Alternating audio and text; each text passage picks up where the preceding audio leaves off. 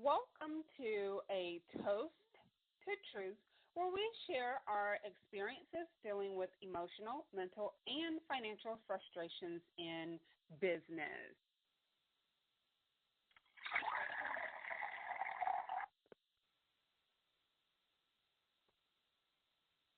How often should you pivot in business?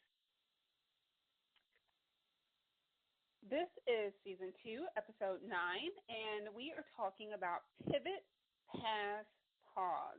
And for those who don't know, I am a huge fan of basketball, so we're going to have a lot of basketball references in this particular episode.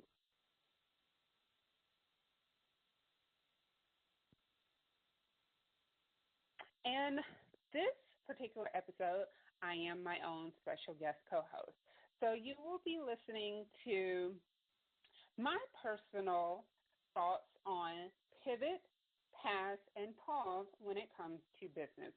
So before I jump into today's episode, let's pop some bubbly.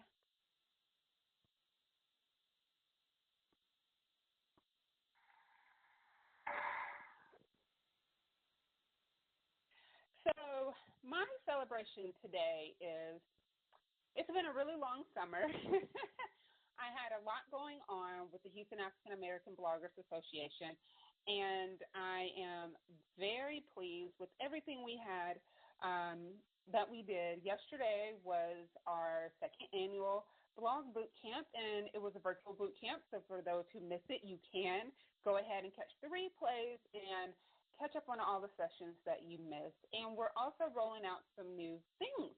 So my poppin' bubbly moment is the success that the Houston African American Bloggers Association has had in the summer of 2016. So let's jump into today's topic. So today's topic is on pivot, pass, and pause. So for those who haven't listened to my podcast before, I usually have a special guest co-host, which is a business friend of mine or personal friend or family. This particular episode, I am just kind of sharing, off the fly, off the top of my head. I never have notes for any of my podcast episodes. These are not scripted. These are very impromptu conversations. So today, I want to kind of share some of my personal business journey and hope that you can relate to some of the experiences, or you can look at your own experiences and decide if you need to pivot, pass, or pause. So let's go into the breakdown of what pivot, pass, and pause mean if you are not familiar with basketball terms. So pivot. When you are pivot, that means you're taking like a quick, quick jab in one direction, and then you're going to go in another direction. So in other words, in business, maybe you were going in one direction for a little while, and you realize that's not the best direction for you to go in, so you move into a different direction. That's your pivot. Pass. You see your teammate open. They have an opportunity to score a bucket. You pass the ball to them. In business, you pass. You can pass on opportunities. You can pass on starting certain businesses because maybe you see that opportunity is for someone else and not for you. And then pause. When you are on the court, sometimes, and I usually play like the number 2 or 3 positions. 2 is like shooting guard, and 3 is a forward. So if you are the number 1 position in basketball, which is the point guard, most times you pause at the top of the, at the court. And what that means is you stop and you look at the entire court to see what is going on, who's moving where, who's open where, who you can pass to. So in business, sometimes you have to pause, write down everything you have going on in your business, and see what can you pass, what can you pivot, and what can you kind of just say, this is no longer in the playbook. So now that we have those terms out of the way, let's talk about some of the pivots I've had to make in business. Now, I've actually had to make probably a lot more pivots than I thought necessary, especially this year in 2016. There's no reason for me to go through every pivot. Let's just stick with 2013. So if you listen to episode, I believe it was episode 6 with Shayla, we talked about how many times we've had to repeat a lesson before we got it. Well, this year, I really kind of changed up a lot of what I was doing in business. Most people knew me for Women Are Game Changers, Fusion Tour, social media consulting. Those are things that I'm no longer doing and or completely associated with anymore. So I will get to those as I had to pause. But in the pivot, this year, I wanted to concentrate on this podcast, and I wanted to concentrate on my journal. Well, I am fortunate to say that the two things I wanted to do in 2016, I actually did. I created this podcast. We are currently in season 2. I didn't even think we would get past like the first couple of episodes because I didn't think people would listen or find the podcast interesting. But I did have to pivot, and this was even before I started the podcast. Most podcasts are daily and or weekly, and they are consistently daily and or weekly. And I had to take a moment and look at my schedule and see how things were. And I realized I could not manage a weekly podcast 52 weeks a year. That's just something my schedule does not allow for me to do. Because even though people are like, well, maybe if you batch your recordings, it will save time. Yes, but there's also editing, show notes, creating the graphics, figuring out how you're going to market that particular episode for the week, maybe scheduling those posts on a third-party app like Hootsuite or Buffer, Social Sprout, something of that nature. There's a lot more to getting your podcast done than just batch recording. Okay? And this isn't even considering your guests and their schedule. So I know my schedule was not set up for a 52-week podcast. So I had to pivot before I even started the podcast. I had to quickly change direction and say, how can I still have a quality podcast and it fits within the time that I have to give to this podcast? So my pivot was to create seasons. The very first season had 7 episodes.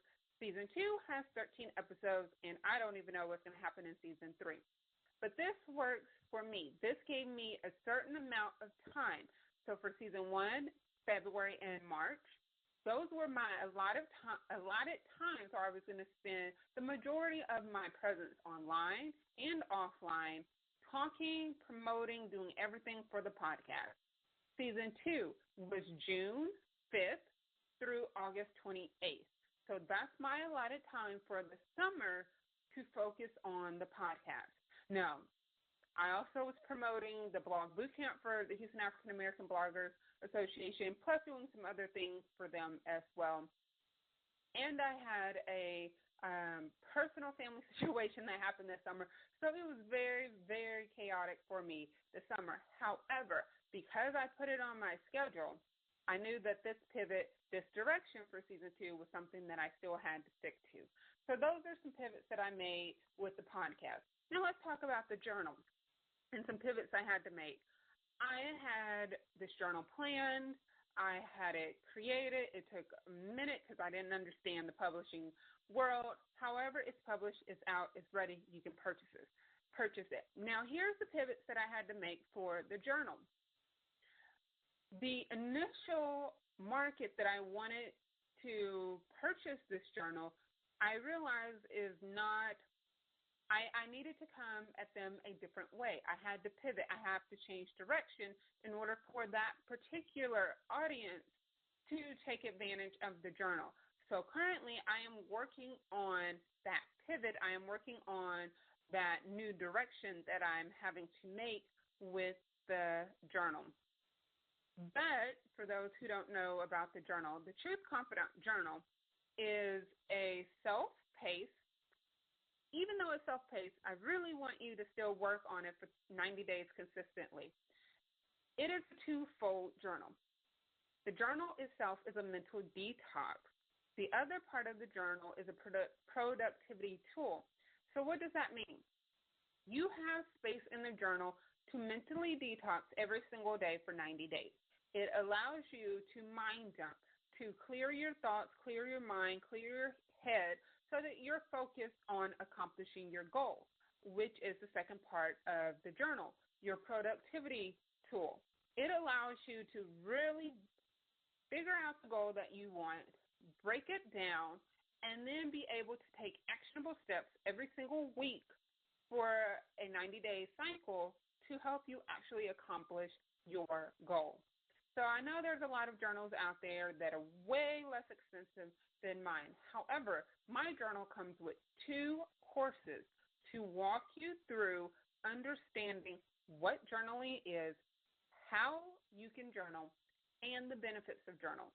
That is one course. The other course is taking you through step-by-step setting up, breaking down, and accomplishing your 90-day goal.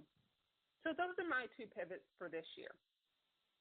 I was I was really upset about the pivot. And if you're in basketball, sometimes a pivot is a move that you know you're going to make.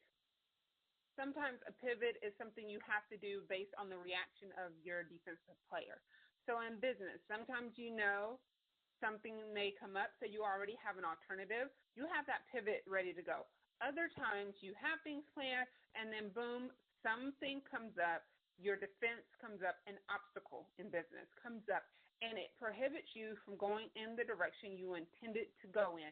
So you have to be more open to allowing yourself to make a move in a direction that you did not originally plan. And that's very, very hard for a lot of people. It's very hard for me personally because I plan things and I want them to go according to how I plan, because I actually do sit down in my journal. I do have my own copy of the Truth Confidant Journal, and I write down how I want things to go. So I do get a little frustrated when things don't go that way. I even had a coach tell me that I'm stubborn. And I'm like, I know. I know, and it is something I'm working on. It's not something I want to wear as a badge of honor. I actually do want to get better at being open to not always having things go the way that I want them to go. But in business, we have to be very comfortable knowing that pivots will come, and we have to be able to say, I see this obstacle, and I am going to change direction if needed, or I'm going to continue in this direction because I know I can overcome this obstacle, that defensive player. Now, a lot of times I see businesses, and these are people who usually come to me for help with the Truth Power session, and they just get so frustrated. They get so stressed out when they have to deal with pivots, because sometimes pivots can be emotionally draining if it's something that you really did not expect or plan for. Other times, pivots can be a financial cost, because just because you're changing direction doesn't mean that change of direction doesn't sometimes come with either you lost money or you're having to spend more money. Now, in the summer, I did some Facebook ads, and I wasn't too thrilled about the outcome, even though Facebook said I got all of these impressions and other things that, I don't know, they said was good. And I looked at it, and according to Facebook, it was good. However, I was not pleased with it. I was not happy with it. So I noticed that for me, I had to understand and I had to realize that was a pivot I needed to make the next time I do Facebook ads. I couldn't look at it as, oh, I'm going to do the same thing and it's going to work again. No, that's not how it goes. I have to make a pivot. I have to make changes so that the Facebook ads can go the way I would like them to go and have the results that I would like them to have. Now, another thing that I had to learn this summer when it comes to pivots is that sometimes we have to look at how can I put this? Sometimes we have to look how we have planned things. Did we plan things in a storybook perfect world, or did we plan things how we really see the reality of the world we exist in? So with the journal, I really planned in a storybook world, honestly, because there was no way that I could have done the things that I wanted to do in the world that I existed in and with the audience that I currently had. And I realized that my journal wasn't for the big majority of my current existing audience. So I did have to, like I said, I did have to make some pivots. However, I realized that the people who have purchased the journal, they really, really wanted to understand how to create and break down goals. So that is a particular niche in and of itself, because everybody is talking about goals. There's so many journals on the market. There's so many things out there that people are selling, but my particular journal is not for people to just have because. It's really for you to understand how to be productive when it comes to setting up and accomplishing your goal. So while everyone has this goal of making 6 figures a year, because we hear all of these online personalities stating it, it's very hard for you to make 6 figures a year if you have not set up your time, your schedule, and your life to accommodate that particular goal. And there's no way you can make 6 figures if you haven't created a productive way for you to accomplish things on a daily and weekly schedule so that you can actually get to that 90-day goal. So it's really for people who want to understand what are the things I need to do in order to continue to move me forward. So that's what the Truth Confidant Journal is for. Now, let's talk about the next segment, which is paths. Now, we can talk about paths all day long. We can talk about the opportunities that we have that come our way. I mean, just in the last couple of days of me, before I recorded this particular episode, I've had so many people reach out to me in my inbox saying, oh, I should do this, I should do that. And my question is, why should I? Why are you telling me that opportunity is something I need to do? And guess what? 99% of those people cannot give me a reason why I should do that. So that in and of itself tells me I need to pass. Because if you're approaching me to do something you feel is great for my business, then that means you knew a little bit about my business to know that that's a great opportunity I should do. Now, if you cannot tell me why I should go with that particular opportunity, then guess what? You didn't do your research on me. You didn't do your homework on me, and you're just trying to get someone to, quote, unquote, give you money so that you can grow your brand. And guess what? That happens a lot of times, people, and it happens a lot more than you think. So you have to be very cognizant of the opportunities that come your way.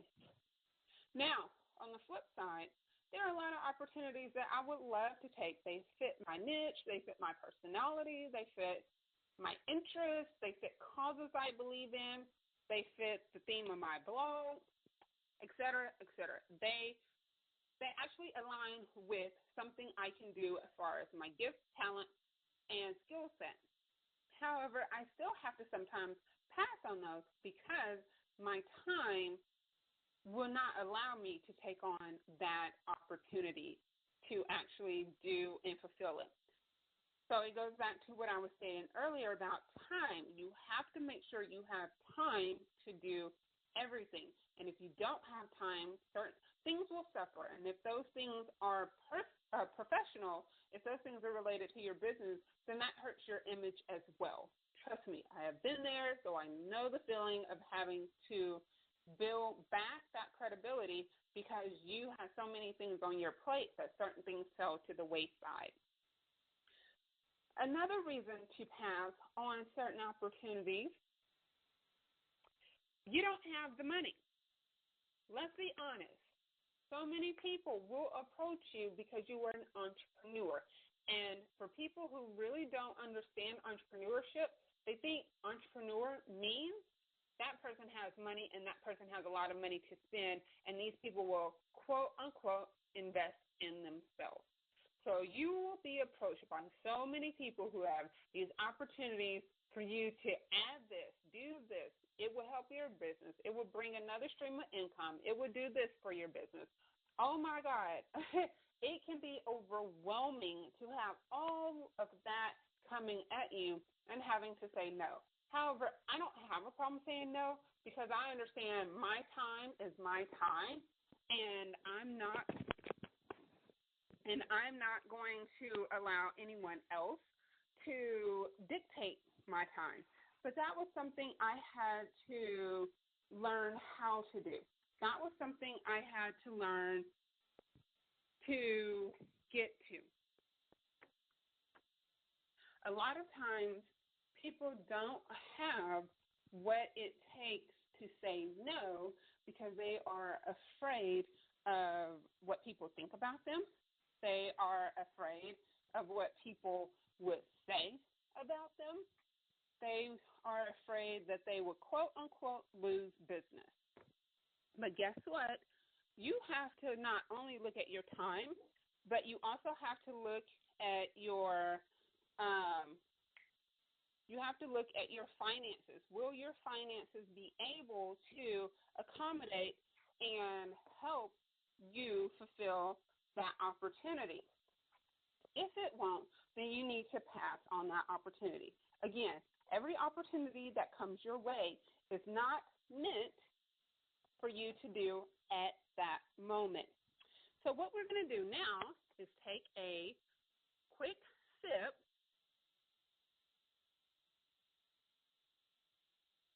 and we will come back for the second half.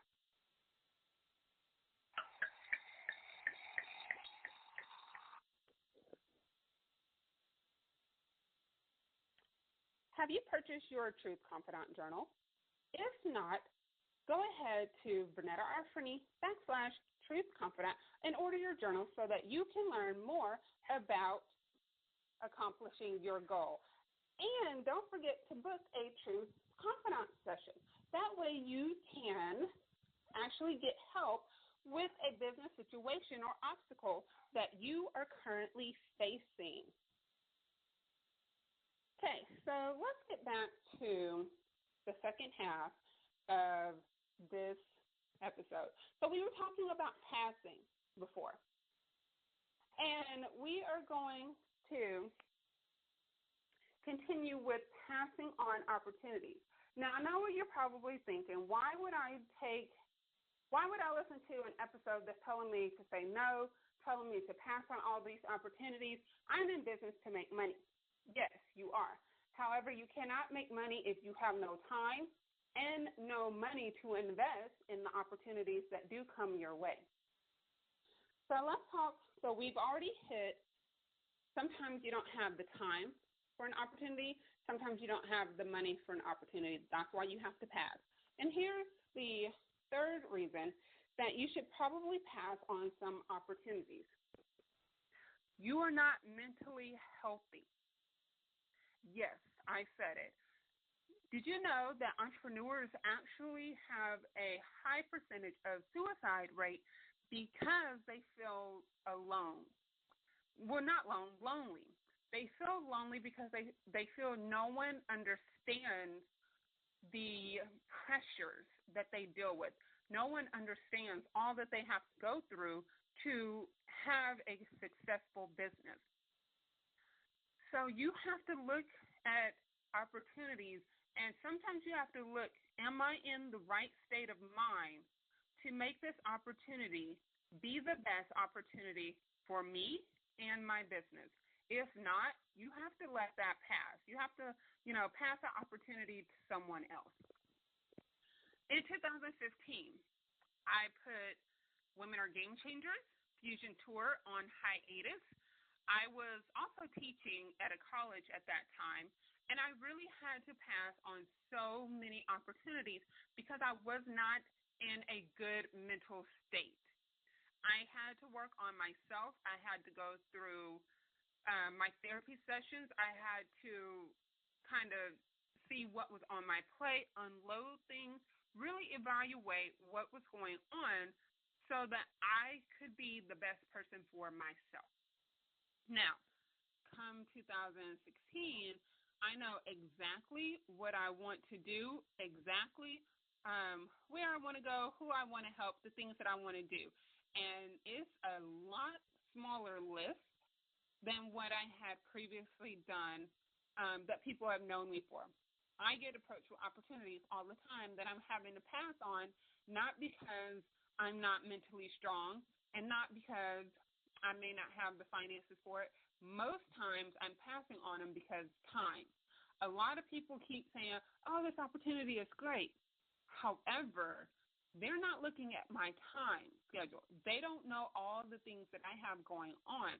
My trip to Haiti, the Houston African American Bloggers Association, this podcast, my family responsibilities. I have a lot of things going on, so when people approach me, oh, girl, you can do this. It'll only take an hour a day for you to do this. Guess what? I may not have that hour a day, so I can't allow other people to dictate an opportunity to me because it's going to help them. At the end of the day, if the opportunity is going to take time away that I do not have to give, take money away that I do not have to give, or interrupt my wonderful peace of mind, then it's not going to happen. And you have to start thinking that way as well. Now, let's talk about the last part of this episode, pause. There are times in business that you will have to take a pause. I've known, and some of them have been guests on Season 1 and Season 2. I won't give their names because some of them have mentioned in their episodes, so you may have to just go ahead and download all the episodes to see who I'm talking about. But sometimes you have to pause, and there are different ways to pause when you're in business. Sometimes pause could be what I like to do, take 1 month every year and totally unplug from social media. The only thing I'm getting online to do is to check email. I'm not blogging. I will not be podcasting. I am not posting on social media. I'm not checking, responding, anything. I do it every single year for 1 month. I completely unplug, and it's my time to go out and live offline like life was meant to be, like life was meant to be done. And so that's one way I take a pause on my business so that I feel refreshed. Most people don't have a problem with it because guess what? They can call me or email me. I answer my phone. I check my text message, and I check my email during that month that I'm taking off from social media. Another pause that I did was, I think it was maybe 2014 that I took, it was 2014 to 2015, that I took maybe 7-8 months off from Women Are Game Changers. I did not blog. I rarely posted on social media. I kind of just stopped doing it. And it wasn't because I didn't love Women Are Game Changers. I did love the blog. I did love the community. However, I knew I was growing in a different direction than the community, and I really needed to kind of evaluate things. And then, like I stated earlier, 2015 is when I really wanted to focus on me and focus on my state of mind. So I really just let it all go and completely pause it. I did eventually come back with Women Are Game Changers towards the end of 2015 with some blog posts and everything. Now it has new leadership. So what I'm saying is sometimes it's okay for you to pause your business if it's really not something that you're wanting to do. You got in business to do what you wanted to do. If you didn't get in business to do what you wanted to do, you can just go get a job and sit on Facebook every day like all the people I talk to who have a 9 to 5. Because I'm still shocked that they can be on Facebook all day and they're still getting a paycheck. I'm on Facebook every day. If I'm on Facebook every day just playing around, I'm not going to get paid. So it's a totally different mindset that you have when you're an entrepreneur versus an employee. However, you can pause from your business. I have known some of my entrepreneur friends who took a pause. They went back and got a 9 to 5. They got some new skills. They got stronger mentally. Maybe they needed to save a little bit of money for something, and they came back with their business, and boom, they came out the gate, and they had things going on. So I really need you to understand that taking a pause in business is not something that is a horrible thing. It does not make you less of an entrepreneur. It does not take away from what you do know, what you are good at, and your expertise.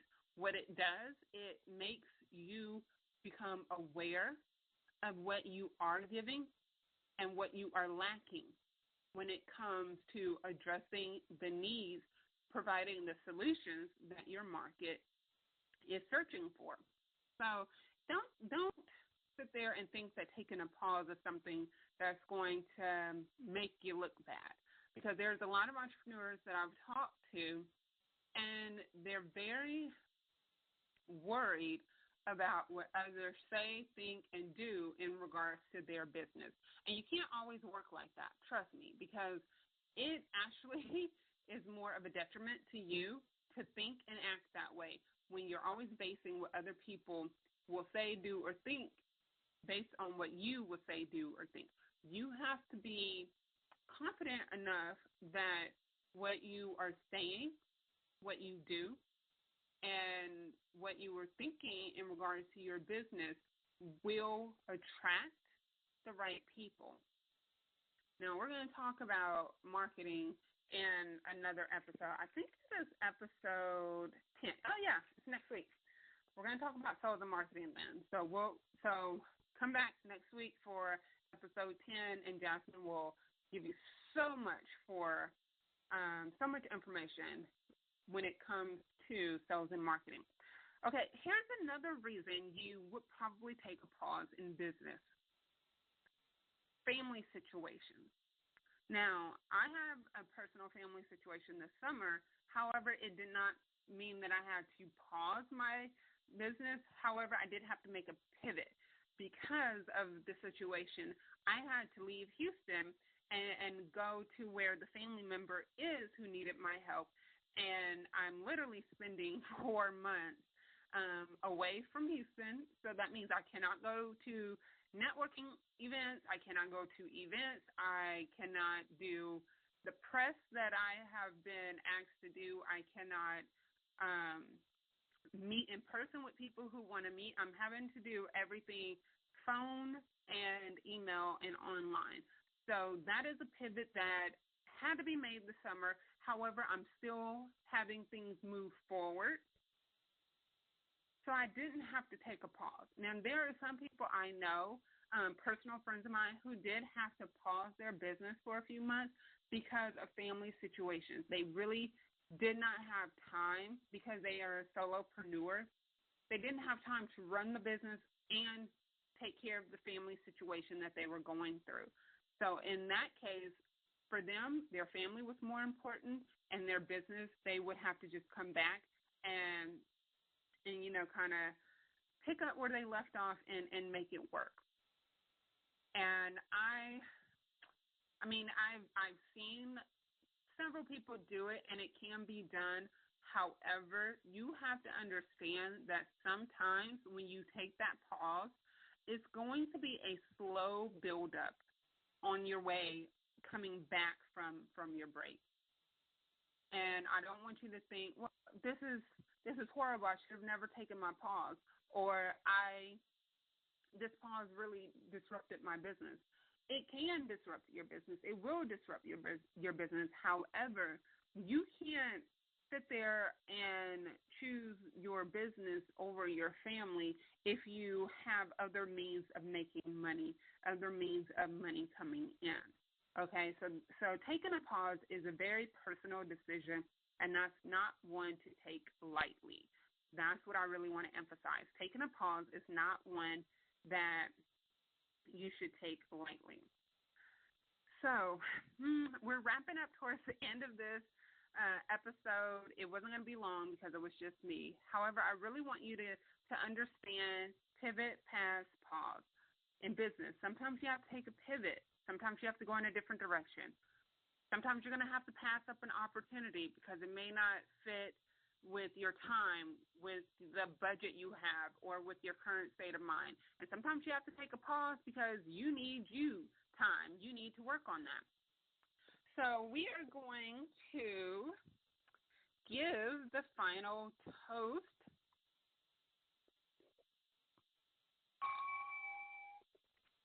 Okay, so my final toast from today's episode is this. Life, business is sometimes just like a basketball game. You have to make pivots, you have to pass, and sometimes you have to pause. But guess what? Life still goes on, and so does your business. Just like in the game of basketball, your ultimate goal is to make a basket. And in business, your ultimate goal is to make money. And you will not be able to go from one side of the court to the other without taking a pivot, without passing, and without taking a pause. So that's it for today. This has been a Toast to Truth with Vernetta Arfrini. That's me talking about pivot, pass, and pause when it comes to business and the consequences that I've encountered.